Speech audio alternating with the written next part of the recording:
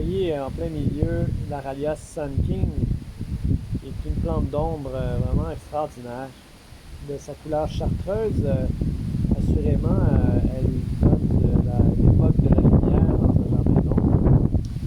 Et ça m'amène à parler des concepts du jardin d'ombre. Donc, c'est souvent, malheureusement pour beaucoup, euh, ça, à l'ombre, c'est un synonyme de difficile, compliqué, mais pourtant, c'est sûr que les sortes de plantes sont restreintes à notre disposition, mais étant donné qu'il y a moins de lumière, la croissance des plantes est beaucoup moins rapide, donc il y a beaucoup moins de mauvaises herbes et de problèmes phytosanitaires.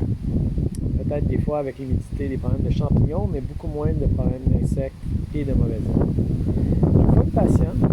Ça amène aussi les jardins d'ombre à être davantage des endroits reliés au repos. Étant donné aussi qu'il y a moins c'est pas des zones qui sont développées pour mettre nécessairement les fleurs en vedette, et plutôt les feuillages.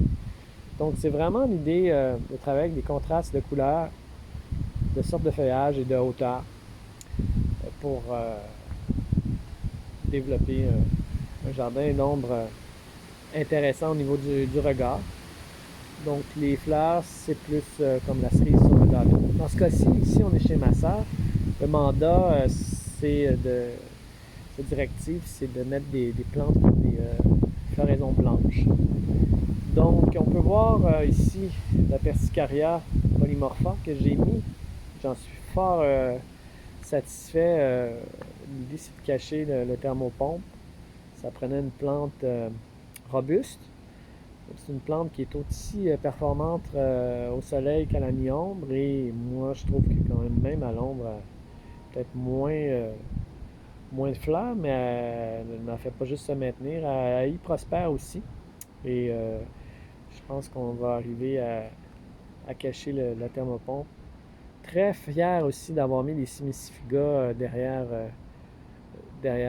l'Aralia pour aller chercher de la hauteur. J'aime beaucoup ces deux Simicifiga aussi. On dit Actea, c'est vrai maintenant. Couleur pourpre, qu'ils l'appellent, je pense, le Dark Chocolate. Vraiment un beau combo avec l'Aralia Sun King. Pour ce qui est de vent, ben là, c'est un work in progress. J'ai ici les sauts de Salomon. Finalement, on a décidé de travailler avec une variété panachée pour évoquer le blanc, le Variegata, je crois. Et oui, bien sûr, on a la Conifloa qui reste dans les touches chartreuses en premier, petit graminédon que vous voyez. Et le Dicentra que je viens de planter, qui est évidemment le cultivar à fleurs blanches, qui était difficile à trouver chez les neuves. Donc, ouais, moi je suis très satisfait. Ah oui, et puis derrière ici, un érable de Pennsylvanie que j'ai été extraire dans le bois en Outaouais. Je pense pas que ça se vende en pépinière. C'est quand même intéressant. Pourtant, c'est un arbre qui pousse à l'ombre. Il n'y en a pas tant que ça. Il reste petit. Donc, parfait pour être en background. Ah, nos fameux hydrangées grimpants. Je savais pas, mais oui, ça va à l'ombre. Je l'ai appris cette année. Pareil pour l'hydrangée Annabelle. À ma grande surprise, c'est des plantes qui peuvent tolérer l'ombre. Donc, ben oui, écoutez, c'est un début. Je trouve que ça part bien. Ben, plus un jardin d'ombre gagne en maturité, plus les feuillages arrivent à se toucher et plus on arrive à une maturité satisfaisante.